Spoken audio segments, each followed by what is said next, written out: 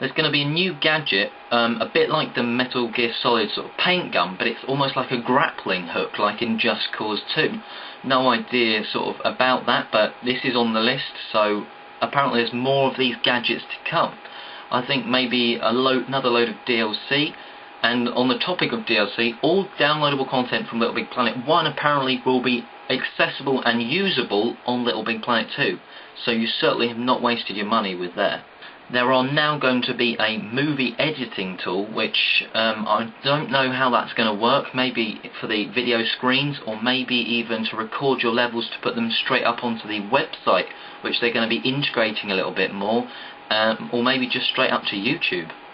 As I said about a website, every Little Big Planet 2 owner will have their own profile on the littlebigplanet.me website, and they'll have an active feed, so it's got their levels, but also apparently if you go on that, you can look at other people's levels, queue them, and then when you get to your PlayStation, you can like have a look at what ones you've queued and play them straight away, so you don't have to go and look for them.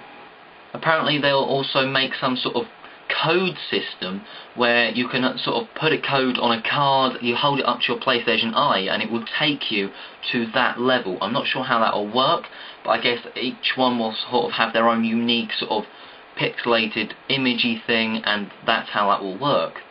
One thing many creators did was they made lots of levels and they had lots of parts because they overheated levels so quickly. This time they're going to make it very easy, so once you've completed one level, it actually takes you straight to the second level if you've linked the two of them. Now, for creators of big sort of series of levels, this could be a really good thing, because as soon as the person's finished one section, they're straight to stage 2 almost, so they can sort of make their own sort of mini storyline. Enemies were all sort of the same similar size in Little Big Planet. Apparently this time you can dramatically increase or decrease their size. Maybe this is something to do with that microchip thing that I was saying in-game, that basically it does all the complicated stuff, so you don't have to work on a big scale to get all the different things on top of it. There is a change to the storyline. Rather than sort of going to different places of the Earth, apparently this time it's going to be much more different sort of timings and sort of time zones sort of thing. Here's the list of them: a techno renaissance, steam and cake, neon propaganda, fluffy high-tech, designer organic, and handmade. Handmade. Now I'm just going to run through what each of these individually are. The techno-renaissance, apparently you're led by Leonardo da Vinci-like characters sort of through a techno-based twist to the Renaissance period. Steam and Cake sees you going through a steampunk-style level based on a fucked-up tea cake party.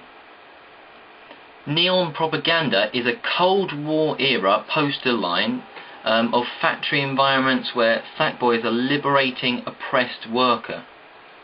Or he's liberating oppressed workers, which is sort of a nice idea.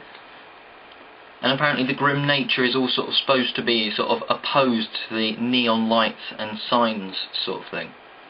Fluffy High-Tech is a sort of a high-end technology equipment, like it's got lots of video walls sort of mixed into the background, and apparently there's lots of bunnies and fluffy sheep. Cold, futuristic environment populated by adorable creatures, but obviously there's got to be a lot of enemies in there, unless it's sort of the introduction levels, maybe just to get you used to the controls sort of thing. Design Organic is a eco-architecture which is all sort of designed around versions of nature, so described as Art Nouveau.